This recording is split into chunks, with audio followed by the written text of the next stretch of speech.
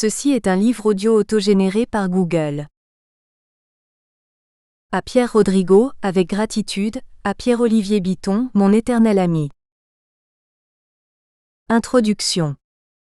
Une théorie qui se propose de penser l'émergence de l'être humain doit nécessairement considérer l'hominisation et l'humanisation. Autrement dit, une telle théorie doit prendre acte des causes naturelles aussi bien que culturelles de notre existence. Dans plusieurs ouvrages qui sont sur ce sujet décisif, Serge Moscovici dénonçait déjà des préjugés idéologiques auxquels il substituait ce qu'il appelait l'hypothèse d'une transformation. Si chaque élément n'existe qu'au sein d'une totalité, il devient difficile de trouver un principe qui puisse définir le propre de l'homme. Langage, station verticale, fabrication des outils, fonction symbolique, ou encore volume cérébral sont en relation si étroite qu'aucun facteur pris isolément ne peut servir de fondement ultime. Tout monocausalisme devrait être par conséquent rejeté. Cette hypothèse le conduit inévitablement vers un principe de complémentarité, où sphères culturelles et naturelles sont dépendantes l'une de l'autre. Non seulement la société ne dériverait pas de la nature, mais la première ne se serait pas libérée de la seconde. Un passage allant de la nature à la sphère sociale ne peut avoir lieu puisqu'il n'existe que des réorganisations culturelles successives avec la nature. S. Moscovici n'évoque pas en effet le devenir social de l'humain, ce qui supposerait que l'homme ait pu exister de manière naturelle hors de la société, mais le devenir humain du social. Ce qui, on le comprend, lui permet encore d'émettre cette autre hypothèse complémentaire de la réalité décentrée. Aucune sphère, la nature ou la culture, ne peut avoir plus d'importance que l'autre, et aucune ne peut être considérée comme mineure ou majeure, toutes deux étant au contraire d'égale importance. Soutenir ces thèses qui, pour le penseur, sont complémentaires, revient alors à rappeler, selon cette fois-ci une perspective généalogique, l'absence de rupture entre ces strates. Cassure qui conduirait autrement le chercheur à envisager soit la sortie de l'humain hors de la nature, soit sa pure immanence en elle. Alternative que S. Moscovici prétend précisément dépasser. Mais toute analyse du genre humain dans une telle problématique devient logiquement inséparable des prises de position sur le statut de la création, de l'émergence et de la nouveauté. Or, à ce sujet, la philosophie et même la psychologie évolutionniste nous semblent prisonnières d'un nombre considérable de postulats contestables et rarement interrogés. Comment ne pas voir en effet, si chaque élément est relié à d'autres au sein d'un réseau, langage, volume cérébral, station verticale, invention de l'outil, comme le rappelle fort justement S. Moscovici, qu'il est impossible de penser l'émergence d'un phénomène isolé à partir d'une strate qui le déploierait. La dérivation d'un phénomène à partir d'une logique centrale se trouve fragilisée lorsqu'il est question d'articulation entre plusieurs événements pris ensemble et appartenant à des strates différentes. Comment ne pas voir qu'un événement inédit devient structurellement inséparable d'autres éléments? En effet, le langage, la technique, le sens moral, les passions, les croyances, l'imagination, l'espérance de vie entrent en relation et se trouvent tous emboîtés, de sorte qu'il serait bien difficile de penser la création d'une aptitude et de ses fonctions supposées en la séparant des rapports qu'elle entretient avec d'autres éléments qui l'infléchissent aussi si elle leur est d'emblée reliée. De telles remarques s'avèrent nécessaires pour repenser dans toute son extension la notion d'émergence. Il conviendra alors de traquer dans certains discours officiels des sciences de la vie les nombreux postulats présents en arrière-fond de leur lexique et de leur raisonnement, car chercher l'origine de l'homme ou d'une aptitude à partir de la sélection naturelle, de la sélection sexuelle ou de groupe, ou croire encore en un modèle de la création en biologie qui soit transposable sur les autres strates du réel, psychisme, culture, suppose une image contestable de la création, de la nouveauté, du hasard et de l'émergence, ce qui suppose aussi de nombreux autres préjugés qui s'expriment le plus souvent à partir d'une conception étriquée des rapports entre fin et moyen. Préjugés qui se réfèrent encore à un principe d'homogénéité, à une certaine consistance dans la sélection, et qui en appellent aussi à une hypothèse concernant l'intelligence supposée d'une vie pourtant déclarée sans finalité, ce que nos hypothèses pourront modérer. Certes, le modèle de l'auto-organisation pense aujourd'hui les notions d'émergence et de création. Mais il les pense, nous le verrons, de façon ambiguë. Notre première partie répertorie les divers postulats qu'il convient d'abandonner et propose d'autres principes dont la légitimité devra être rigoureusement vérifiée, dès lors que l'événement émerge se trouve situé dans un réseau, Dans un tel cadre méthodologique, avec ces nœuds comparables aux anneaux borroméens dont il nous faudra prouver l'existence, le nouveau ne se décline pas nécessairement au singulier mais au pluriel.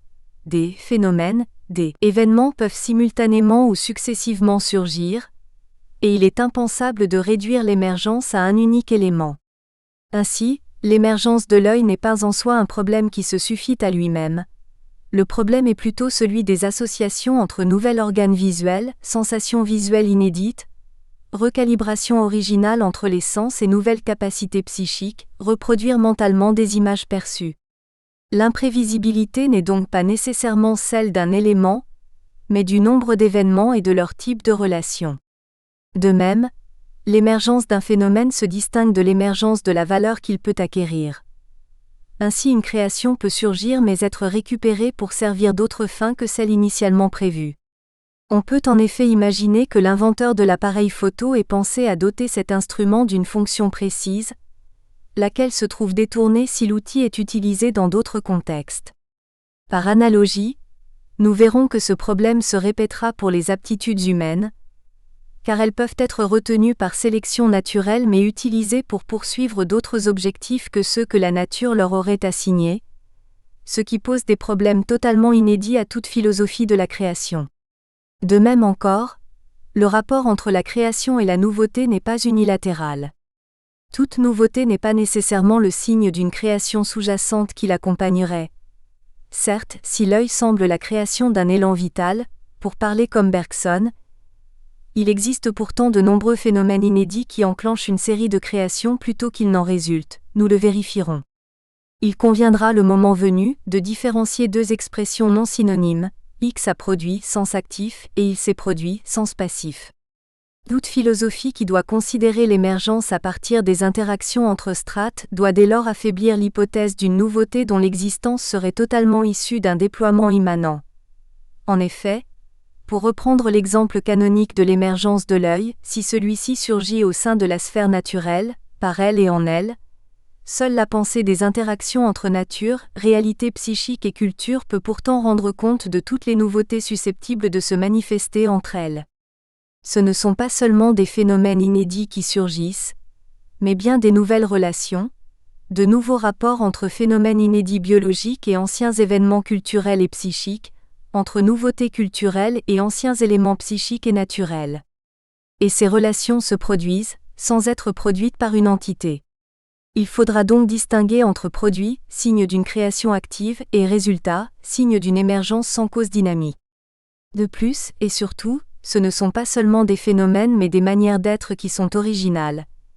Il n'existe pas de fil directeur à partir duquel rendre compte de manière uniforme de la création. L'élan vital de Bergson cherche à expliquer la diversité de tout phénomène, ou encore la différence chez G. Deleuze qui décèle l'omniprésence d'un devenir, mais il s'agit toujours de l'élan vital ou de la différenciation et non de la création d'une nouvelle manière de faire. Il ne agit pas en effet de seulement penser un faire créateur, mais d'envisager des nouvelles manières de faire ou d'être. La logique à partir de laquelle on invente une roue diffère de celle qui crée une manière de la percevoir comme futur moyen de transport, de voyage, de détente ou de commerce, car ce sont là divers procédés inédits qui ont été inventés, des recréations d'orientation nouvelles qui ne sont pas encadrées par un horizon englobant préalable. Au contraire, il s'agit de l'émergence de nouveaux horizons, et qui ne dérivent pas d'un élan ou des apostrophes. Un devenir, orientation qui enclencheront une série de phénomènes originaux. Pensée, représentation, sensation. Prendre ainsi conscience de l'existence de plusieurs manières de faire différentes et non d'une logique uniforme, prendre acte encore des nœuds pour penser l'émergence, c'est affirmer qu'il n'existe aucun logo unique responsable de la diversité des productions qui soit directeur du procès d'ensemble dans lequel l'homme est engagé et qu'un miraculeux expert pourrait déchiffrer.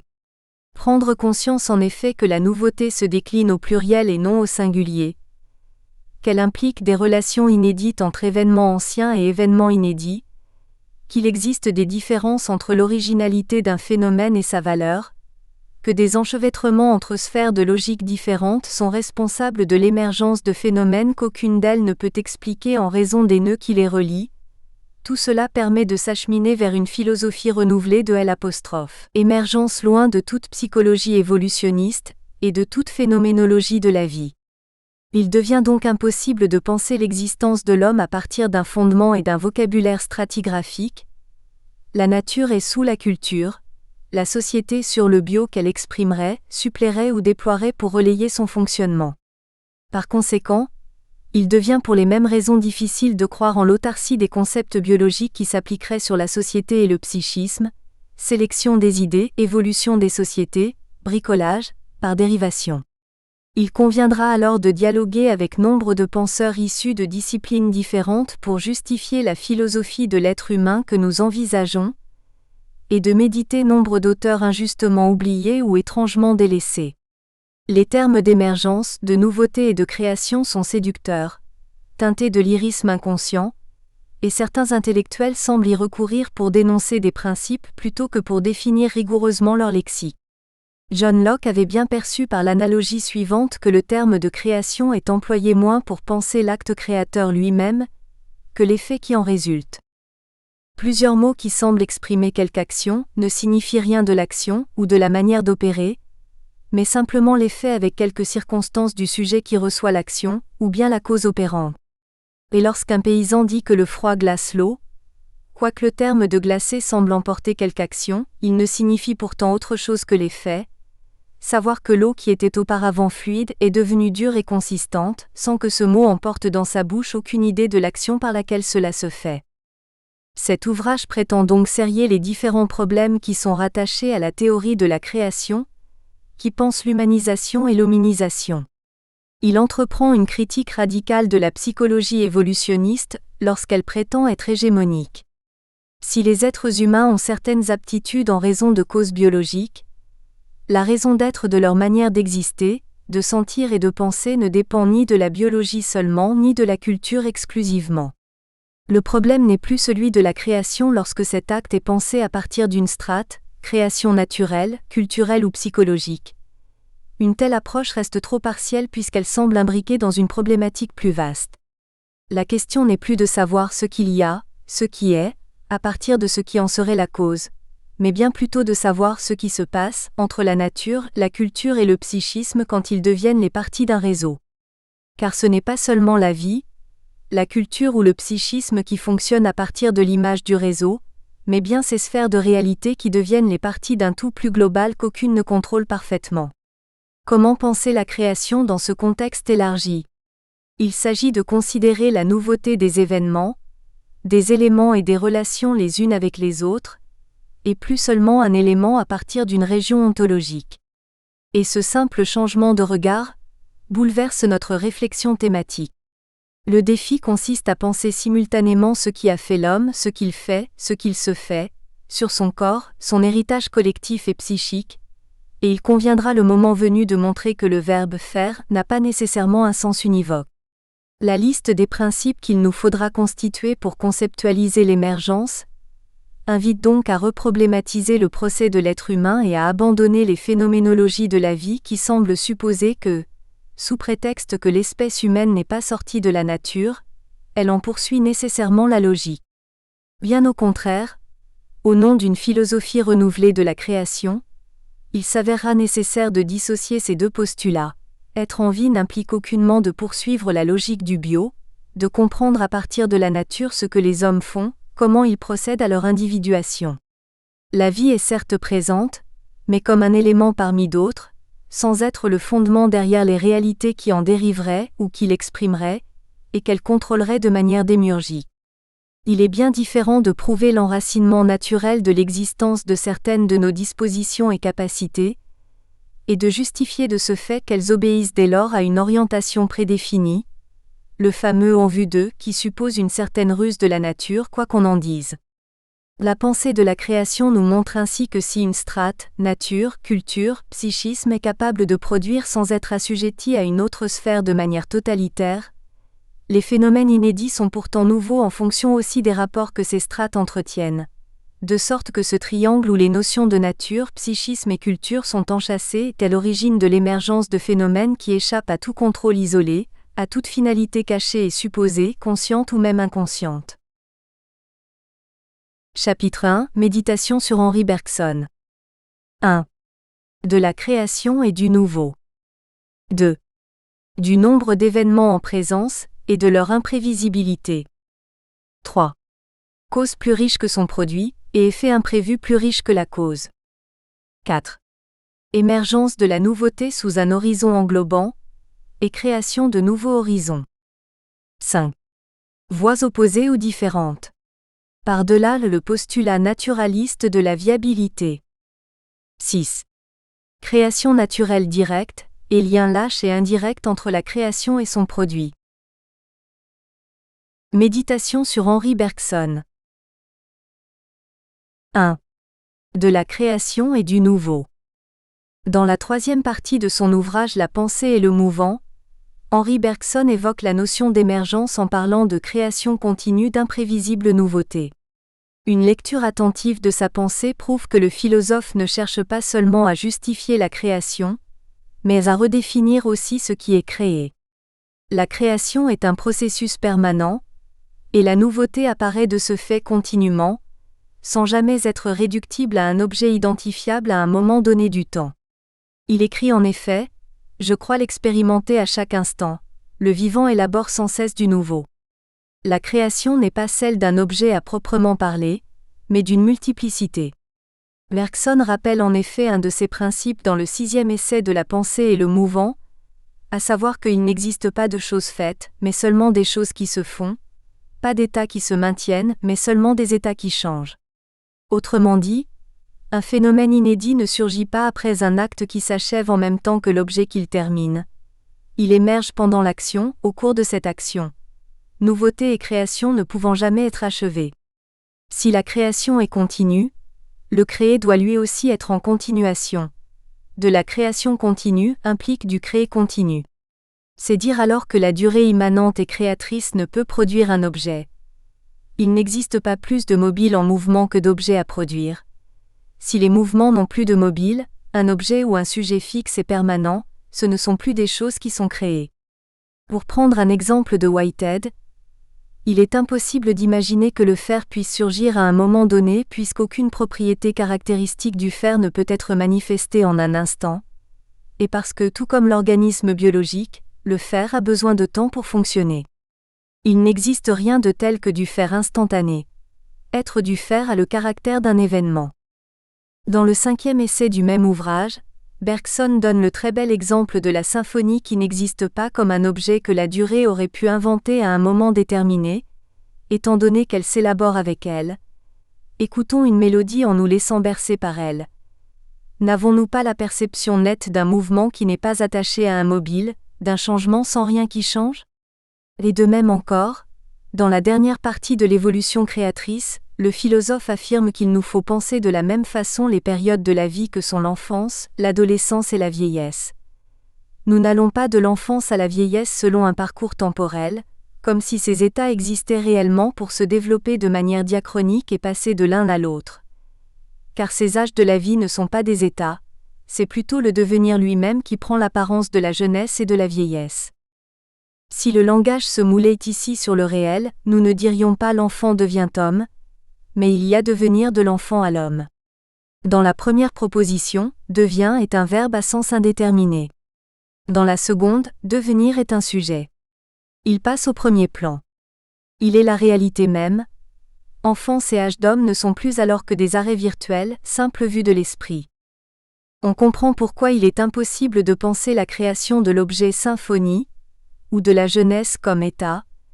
C'est dire que le nouveau ne peut surgir et se manifester à l'observateur sous forme discontinue. Non seulement le théoricien pense mal l'acte de création, mais il perçoit mal ce qui surgit dans l'existence. Il n'est donc jamais réellement possible d'isoler un objet, pour le distinguer des mouvements d'antériorité et de postériorité, dans la mesure où la création et la nouveauté sont permanentes. Toutefois, si Bergson l'affirme en théorie, il privilégie surtout la création qui passe au premier plan de sa réflexion, au détriment du créé qui aurait mérité une autre analyse. En effet, en pensant au phénomène inédit, Bergson évacue le problème de la série de plusieurs phénomènes ou événements. Son seul et unique souci consiste à montrer que le philosophe déforme par son intelligence conceptuelle la pensée de l'objet qui est censé émerger. Jamais le philosophe français ne s'aperçoit que la réalité du phénomène qu'il envisage de retraduire fidèlement dans sa radicale nouveauté est le résultat d'un choix au sein d'une série où plusieurs événements sont nécessairement rassemblés. La multiplicité n'est pas celle d'un objet non fixe mais de plusieurs événements continuellement reliés entre eux en raison même d'une création permanente, hypothèse qu'il n'envisage à aucun moment dans son œuvre. Bergson montre qu'on ne peut penser l'émergence d'un objet, mais il semble toujours croire que ce qui surgit est un phénomène, l'œil, l'artiste ou l'intelligence. Dans une page de l'évolution créatrice, il reprend le problème biologique classique de l'émergence de l'œil et de la rétine. Mais à bien y regarder, doit-on, pour être cohérent avec de tels postulats, considérer la création continue de l'œil comme nouvel organe, ou au contraire ce qui nous semble plus juste mais totalement différent, envisager l'apostrophe. Indissociable série plurielle de plusieurs événements, œil, nouvel organe, sensation visuelle inédite par rapport aux autres sens, capacité de faire des images mentales, aptitude elle aussi inédite, nouvelle sensation fantasmatique, inédite, pensée nouvelle avec image, nouveau lien intermodal entre image, toucher et son. Sachant que cet ensemble, représenté par les traits de séparation, doit lui-même être ouvert et non clos, puisque les événements en présence ne sont pas dissociés. De même, dans la 5e conférence de la pensée et le mouvant, Bergson analyse les conditions du surgissement naturel de l'artiste, le bio ayant oublié de rattacher perception et action, l'artiste pouvant alors accéder au réel par une perception contemplative et non plus guidée par la motricité. Mais est-ce l'artiste qui émerge comme une nouvelle figure ou un nouvel ensemble, nouveau type d'individu, artiste? Nouvelle sensation visuelle, nouveau rapport entre imagination, sensation et intelligence, rapport intersubjectif inédit. Il semble y avoir ici une véritable cascade de différents phénomènes inédits. Et si H. Bergson cherche à repenser la réalité du devenir en analysant le plus fidèlement possible sa notion, toujours est-il que des choix guident sa lecture puisqu'il isole toujours, et donc arbitrairement, un phénomène qu'il privilégie. L'artiste, la symphonie, l'intelligence, alors qu'il n'existe pourtant que des phénomènes. Bergson envisage la multiplicité d'un phénomène, et non la cascade des multiplicités de phénomènes liés entre eux. Si sa conception du créé est partielle en raison du découpage arbitraire qu'il pratique, sa conception de la création à partir du devenir risque de l'être à son tour. En récusant le schème objectif et mathématique de la spatialité qui induit une représentation erronée de la dynamique temporelle, l'auteur continue pourtant de le conserver implicitement, puisqu'il sépare et distingue les phénomènes. Si l'auteur rejette en effet la représentation objective du schème spatial pour penser la création temporelle d'un organe tel que l'œil, il continue de l'utiliser puisqu'il croit en l'existence d'un phénomène qu'il sépare du reste, un nouvel organe distinct des nouvelles sensations visuelles et des apostrophes, une nouvelle imagination optique. Un tel choix suppose alors un autre postulat plus restrictif qui guide implicitement sa réflexion et qu'il convient d'interroger. En envisageant la création et la nouveauté radicale, l'auteur se situe en effet dans une région particulière censée rendre compte de l'émergence. Autrement dit, Bergson se place dans la région naturelle afin de penser sa création, se positionne au sein de la région psychologique pour penser l'émergence dont elle est capable. Le philosophe français se situe donc à l'intérieur de la région naturelle pour penser la genèse de l'artiste dans la pensée et le mouvant, ou la généalogie de l'intelligence dans l'évolution créatrice. À l'intérieur de la région psychologique pour penser les sensations inédites auxquelles un homme est confronté dans la soirée mondaine au début de la 3e conférence de la pensée et le mouvant, consacrée au nouveau. Il pense enfin la genèse du héros et du saint à partir de l'apostrophe, élan vital de la sphère biologique, dans les deux sources de la morale et de la religion.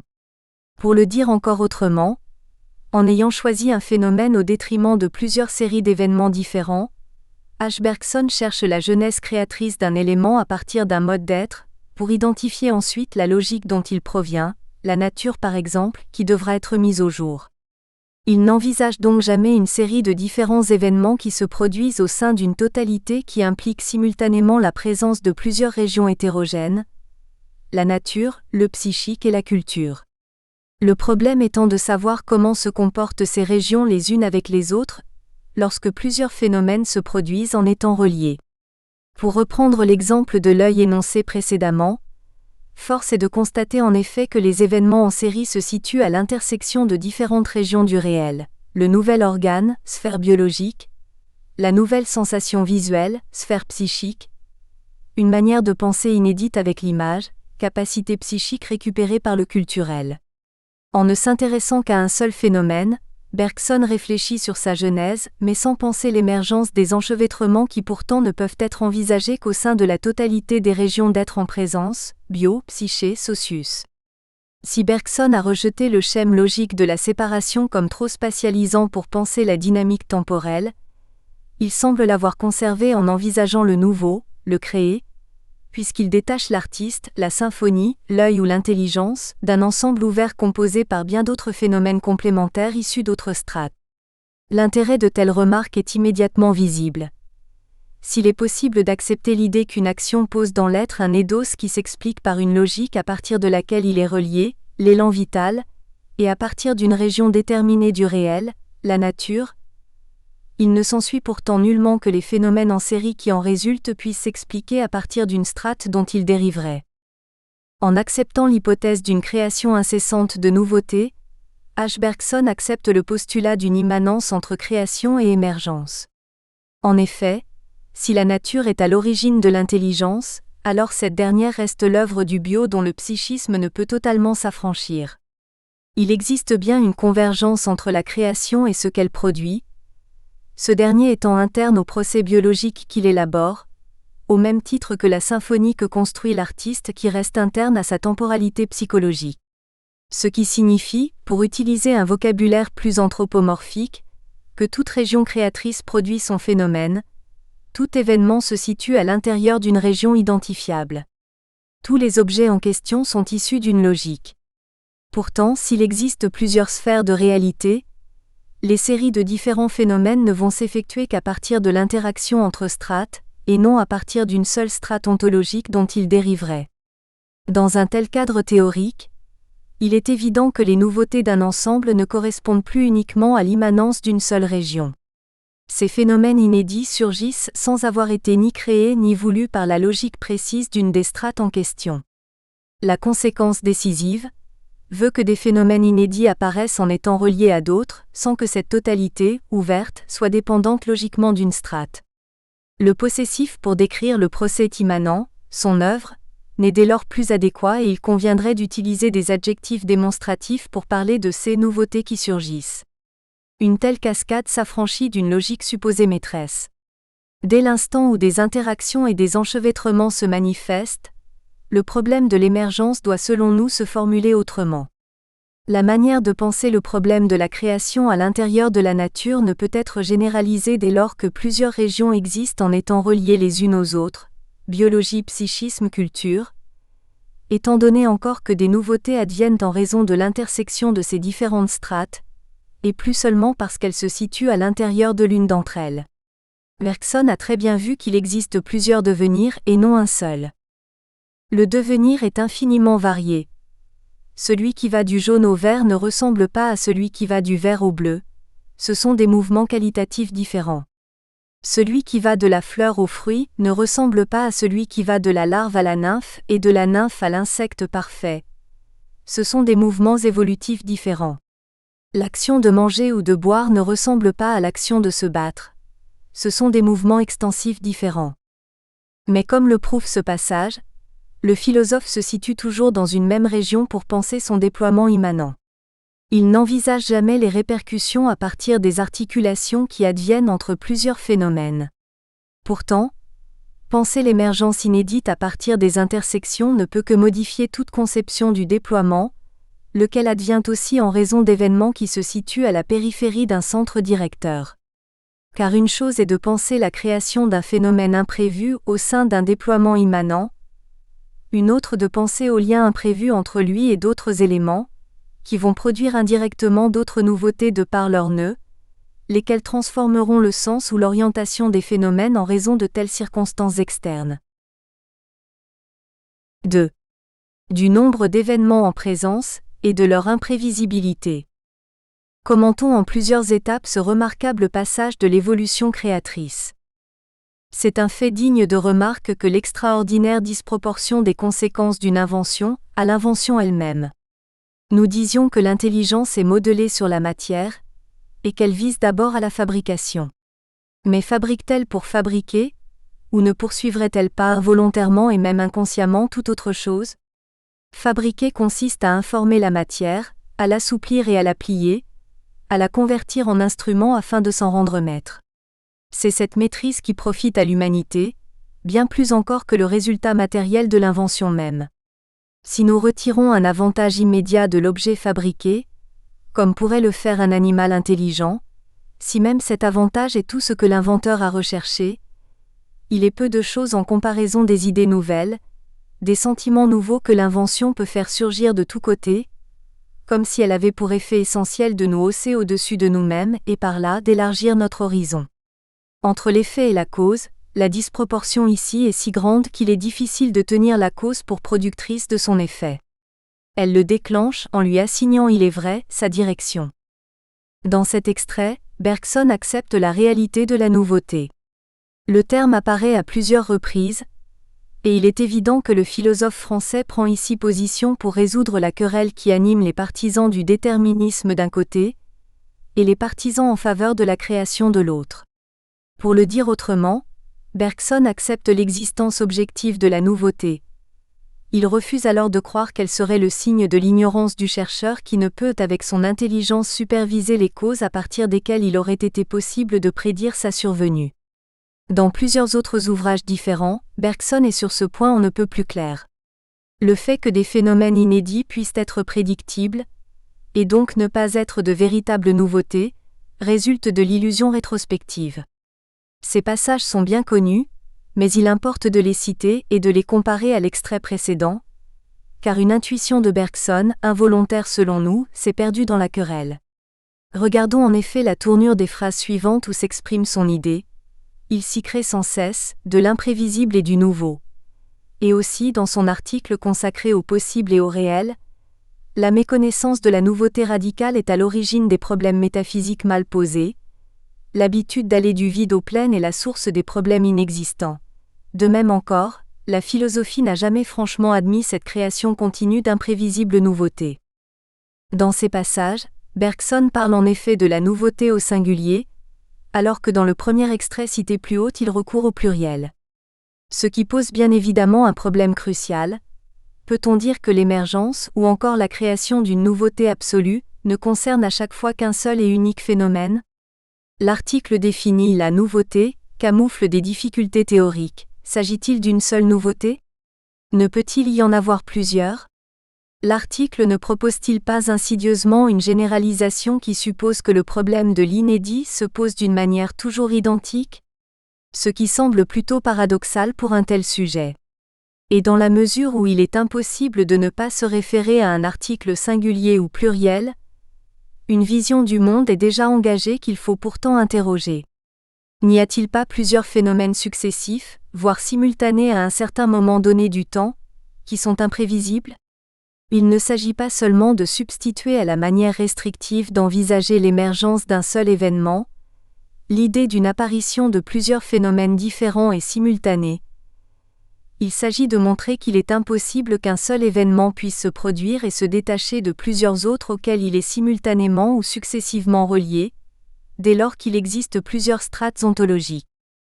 Le passage où H. Bergson parle au pluriel reste donc flou à propos du nombre de phénomènes qui peuvent être présents. Peut-on savoir si désormais, il existe une quantité déterminée de ces phénomènes ? Mais il reste flou encore sur la nature des événements qu'évoque Bergson, car dans le passage cité les événements appartiennent à plusieurs registres, le domaine des idées et des sentiments. Il ne s'agit donc pas uniquement de l'affectivité ou des représentations, mais de sentiments et de représentations. Par conséquent, on le vérifie ici et il faut le préciser, le problème de l'émergence devient plus délicat car il ne considère plus seulement la quantité d'événements à l'intérieur d'un même niveau de réalité, le psychisme, le vivant ou la matière. Il s'agit désormais de considérer une intersection entre plusieurs niveaux. Un nouvel œil au niveau organique permettra aussi une nouvelle sensation au niveau psychique, qui permettra en retour une nouvelle capacité, se représenter des choses perceptibles en leur absence. Il ne s'agit donc plus de nouveautés dans la nature ou, dans la culture, mais de nouveautés entre la vie et la culture et le mental. Il existe d'ailleurs un autre passage où Bergson parle de la nouveauté au pluriel, et c'est à nouveau dans le même contexte, celui de la fabrication et de l'intelligence comme de l'effet disproportionné par rapport à sa cause, extrait qui montre aussi involontairement et inconsciemment la disparité des sphères du réel dans lesquelles Bergson envisage l'émergence, car il est ici question de besoins, non de sentiments et d'idées comme dans le passage cité plus haut, et on peut supposer que des besoins inédits vont aussi avec de nouvelles représentations et de nouvelles émotions. Ayant pour fonction primitive de fabriquer des instruments inorganisés, elle doit à travers 1000 difficultés choisir pour ce travail le lieu et le moment, la forme et la matière. Et elle ne peut se satisfaire entièrement, parce que toute satisfaction nouvelle crée de nouveaux besoins. La nouveauté, on le voit, met en jeu plusieurs domaines différents, besoins, organes, affects. Après avoir défini dans l'évolution créatrice l'intelligence pratique à partir de l'élan vital, l'auteur note de manière remarquable la mutation de la capacité dont il est ici question en considérant son interaction avec le langage. Il se réfère alors à une véritable cascade de différents événements. Cette idée est si rare qu'il importe de citer le passage suivant, on ne peut plus clair à ce sujet. Sans le langage, l'intelligence aurait été rivée aux objets matériels qu'elle avait intérêt à considérer. Elle eût vécu dans un état de somnambulisme, extérieurement à elle-même, hypnotisée sur son travail. Le langage a beaucoup contribué à la libérer. Le mot, fait pour aller d'une chose à une autre, est en effet essentiellement déplaçable et libre. Il pourra donc s'étendre, non seulement d'une chose perçue, mais encore de la chose perçue au souvenir de cette chose, du souvenir précis à une image plus fuyante, d'une image fuyante, mais pourtant représentée encore, à la représentation de l'acte par lequel on se la représente, c'est-à-dire à l'idée. Du jour où l'intelligence, réfléchissant sur ses démarches, s'aperçoit elle-même comme créatrice d'idées, comme faculté de représentation en général, il n'y a pas d'objet dont elle ne veuille avoir l'idée, fût-il sans rapport direct avec l'action. Un tel contexte suppose que le surgissement du langage ne consolide pas la fonction première de l'intelligence, il la réoriente, il s'agit en effet d'une libération qui s'affranchit de son rôle initial. Il n'est plus ici question de la création du langage seulement.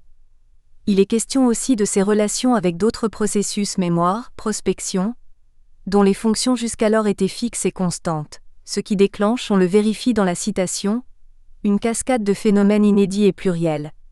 Représentation des choses, pérennisation des images fuyantes, représentation des actes puis du sujet qui les accomplit, association entre mots, changement de fonction pour l'intelligence.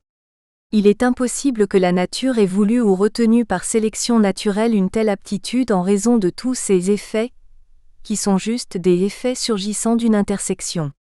Et tous ces événements sont bien des nouveautés qui se déclinent au pluriel et non au singulier. 3. Cause plus riche que son produit, et effet imprévu plus riche que la cause.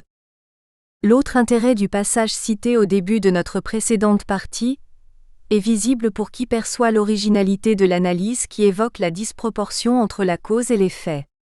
En effet, Bergson accepte là l'idée que la cause n'explique pas entièrement l'effet, et il accepte cette autre idée qui veut qu'il y ait plus dans celui-ci que dans celle-là.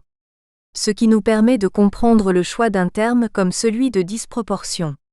Toujours est-il que de manière générale, un principe leibnizien est remis en cause. Leibniz envisage le principe d'égalité entre la cause pleine et l'effet entier, puisque dans son essai de dynamique il écrit « Si cette force vive pouvait jamais s'augmenter, il y aurait l'effet plus puissant que la cause, ou bien le mouvement perpétuel mécanique, c'est-à-dire qui pourrait reproduire sa cause et quelque chose de plus, ce qui est absurde. » Le passage de Bergson est crucial dans la mesure où sa conception de l'émergence entre ici selon nous en conflit avec l'hypothèse générale de l'élan vital. En effet, dans son article consacré au pragmatisme de William James, Bergson rappelle sa thèse concernant la causalité au sein de sa philosophie de la nature. Il écrit « Tandis que notre intelligence avec ses habitudes d'économie se représente les effets comme strictement proportionnés à leur cause, la nature qui est prodigue met dans la cause bien plus qu'il n'est requis pour produire l'effet. Tandis que notre devise à nous est juste ce qu'il faut, celle de la nature est plus qu'il ne faut. Or, dans le contexte précédent, il ne s'agissait nullement d'une disproportion entre la cause et l'effet en ce sens, mais d'une disproportion inverse puisque la cause n'explique pas entièrement le produit final. Si Bergson pense que ce dernier est imprévisible au sein d'une nature excédentaire dans ses causes, une telle idée diffère pourtant de celle qui envisage l'effet par rapport à des causes désormais déficientes eu égard au résultat. Cette dernière supposition permet pourtant d'élaborer une autre thèse, celle de l'affranchissement graduel des produits par rapport aux causes biologiques et à la nature en général, et certaines expressions de l'auteur le suggèrent comme le leitmotiv, de loin en loin, nous le verrons. Lorsqu'en effet Bergson pense l'élan vital, son analyse reste centrée sur la création. La nature, potentiellement plus riche que ce qu'elle crée, n'en produit pas moins des événements imprévisibles. La vie qui engendre l'œil peut en effet faire tout autre chose. On ne peut déduire de ses effets ce qu'elle est, puisqu'elle sera toujours plus riche que ses produits. La génitrice est plus riche que ses créations, et ne se laisse ni définir par eux ni réduire à eux. Le contexte est bien celui de l'invention. Quand Bergson parle de cette dernière notion, il envisage l'objet imprédictible de la création en acte, eu égard donc à ce qu'elle cherche intrinsèquement à créer. Ce qui se vérifie à nouveau dans ce passage. Mais pour l'artiste qui crée une image en la tirant du fond de son âme, le temps n'est plus un accessoire. Ce n'est pas un intervalle qu'on puisse rallonger ou raccourcir sans en modifier le contenu. La durée de son travail fait partie intégrante de son travail. La contracter ou la dilater serait modifier à la fois l'évolution psychologique qui la remplit, et l'invention qui en est le terme. Le temps d'invention ne fait qu'un ici avec l'invention elle-même. Bergson rejette bien ici l'hypothèse d'une idée préformée, que le temps développerait ensuite sans y participer activement. Il est impossible de séparer les notions d'idée et de temporalité, et de les envisager selon un rapport de consécution extérieure dans une philosophie de la création. L'idée d'abord, la temporalité ensuite. La durée construit dynamiquement des événements, car elle est temporalisation plus que temporalité.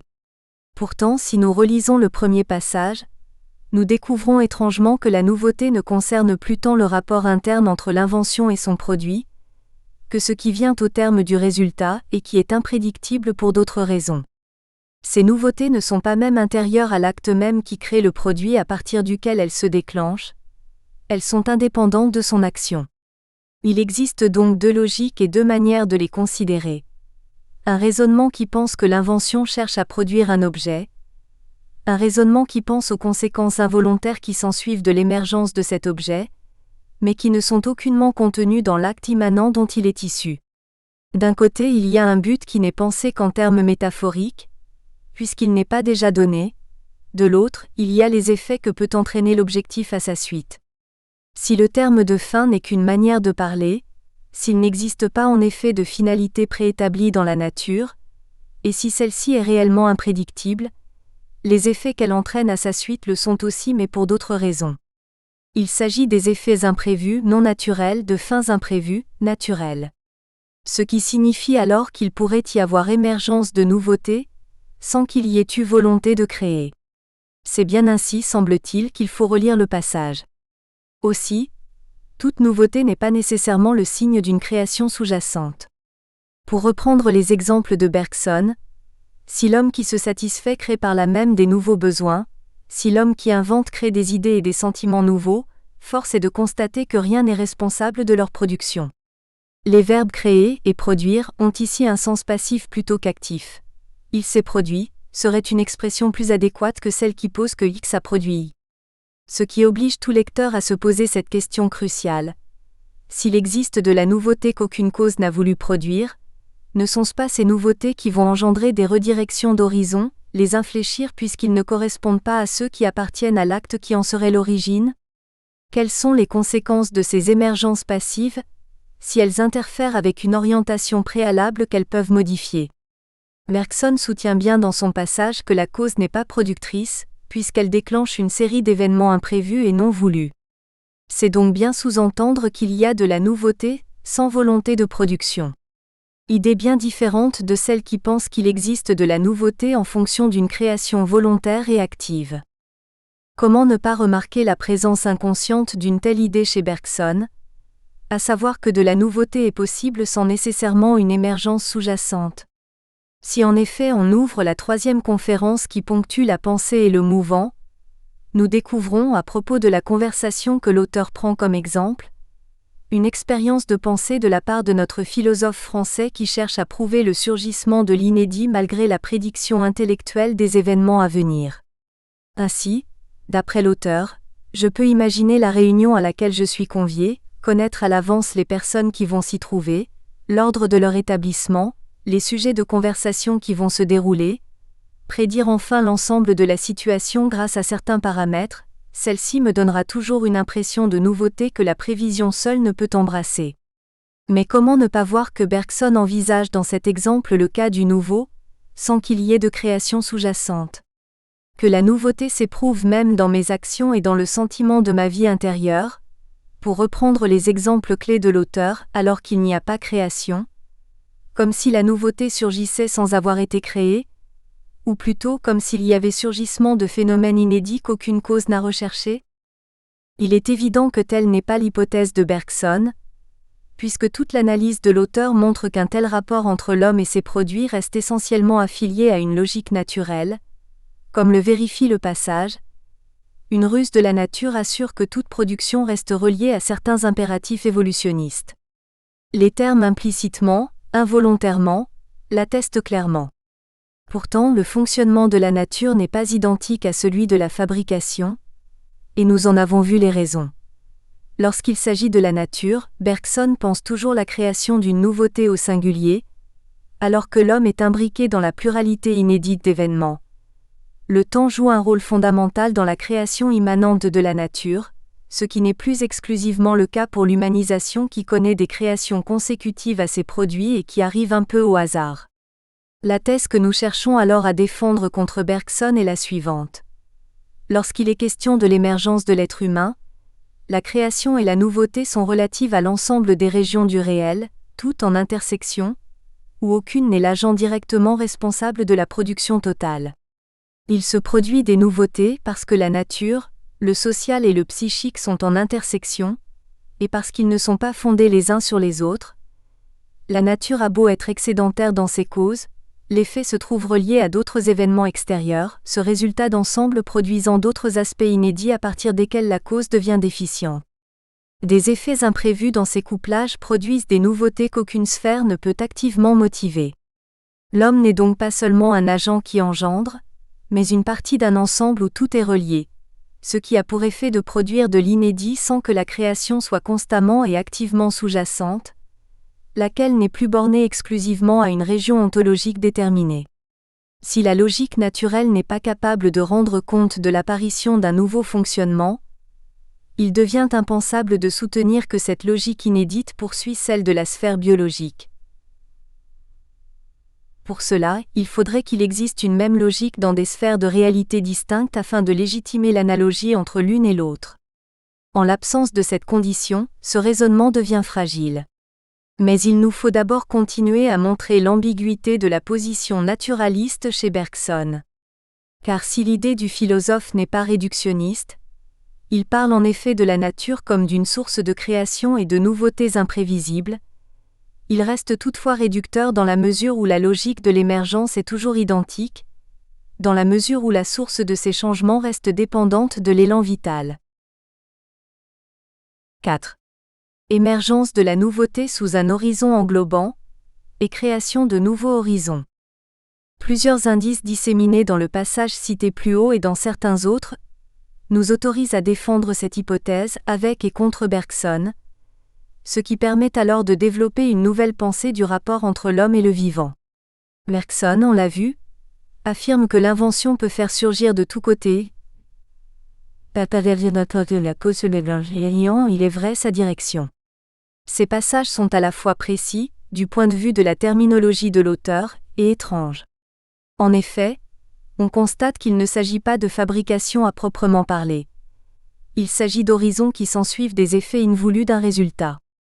Tout le problème est de savoir si le phénomène entre dans un horizon premier, en fonction duquel il y a lieu de penser, et c'est ce que croit Bergson, que l'événement s'inscrit dans la vie pour la continuer, ou s'il s'agit bien au contraire, de considérer la création de nouveaux itinéraires par rapport à la vie au lieu de les considérer comme inscrits dans un horizon biologique préalable.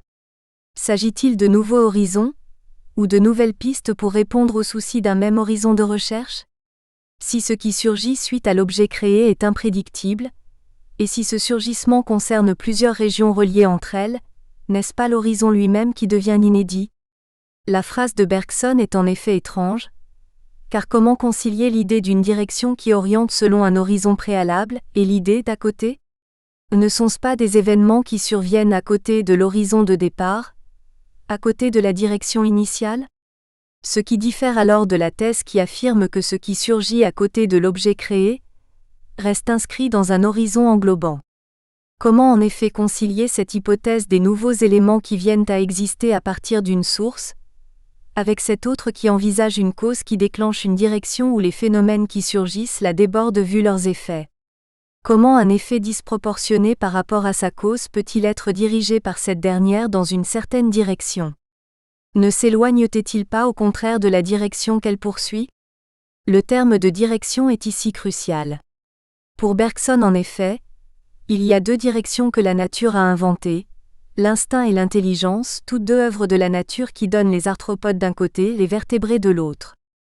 La nature a dû hésiter entre deux modes d'activité psychique, l'un assuré du succès immédiat, mais limité dans ses effets, l'autre aléatoire, mais dont les conquêtes, s'il arrivait à l'indépendance, pouvaient s'étendre indéfiniment. Instinct et intelligence représentent donc deux solutions divergentes, également élégantes, d'un seul et même problème.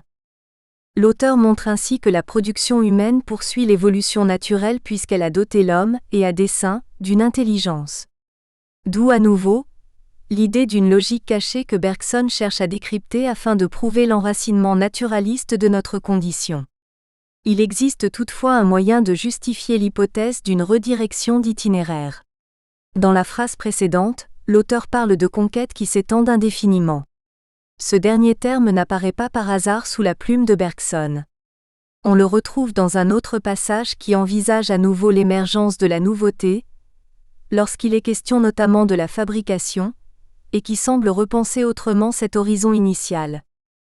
Pour chaque besoin qu'il satisfait, il crée un besoin nouveau et ainsi, au lieu de fermer, comme l'instinct, le cercle d'action où l'animal va se mouvoir automatiquement, il ouvre à cette activité un champ indéfini où il la pousse de plus en plus loin et la fait de plus en plus libre.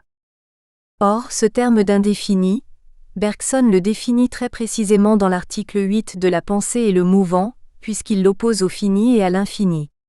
Il s'appuie sur cette notion pour redéfinir la réalité dès le début de son article. Bergson cherche en effet à repenser le statut du réel extérieur aussi bien que le rapport de l'homme au monde.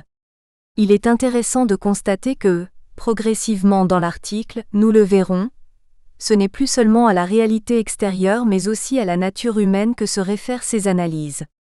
Il faudrait appliquer l'indéfini dont il est question à la réalité interne de l'être humain, et pas seulement à la réalité du monde extérieur. Mais commençons par rappeler la thèse maîtresse du philosophe. La réalité n'apparaît plus comme finie ni comme infinie, mais simplement comme indéfinie, et il ajoute ensuite, elle coule, sans que nous puissions dire si c'est dans une direction unique, ni même si c'est toujours et partout la même rivière qui coule, soulignée par nous. On comprend alors, s'il n'est plus possible d'évoquer la direction unique d'un réel extérieur, que la nature humaine, à son tour, puisse ne plus contenir des orientations préétablies. Les actions de l'homme n'exprimeraient plus une réalité intérieure modelée par une nature et ses propres directions. Les conséquences de ces distinctions conceptuelles sont décisives. Bergson montre en effet la force du pragmatisme de W. James, qui redéfinit la réalité. Il commence par considérer les jugements et les vérités, pour démontrer ensuite que le fonctionnement de l'esprit humain ne reflète pas et ne représente pas le réel. Ainsi de l'exemple canonique de la chaleur dilate les corps, puisque d'après lui de telles propositions ne copient pas la réalité. Les représentations de tels jugements ne sont pas des copies d'un modèle. Ce qui permet à Bergson de rejeter l'hypothèse d'une nature déjà donnée que l'homme se contenterait de représenter par ses jugements, et l'hypothèse supplémentaire d'une pensée qui reflèterait passivement le monde extérieur. Le rejet d'une telle croyance lui permet aussi de manière complémentaire de réfuter toute pensée qui croit qu'une réalité est un ensemble déjà systématisé et cohérent dont l'homme ne ferait que retrouver la logique. Ce qui suppose, moyennant certaines contraintes appartenant au réel il est vrai, que l'être humain puisse toutefois inventer des idées et des manières de voir, loin d'avoir à retrouver la logique préétablie d'un monde. En effet, des propositions ne se rapportent pas de manière... Nous espérons que vous avez apprécié cet aperçu.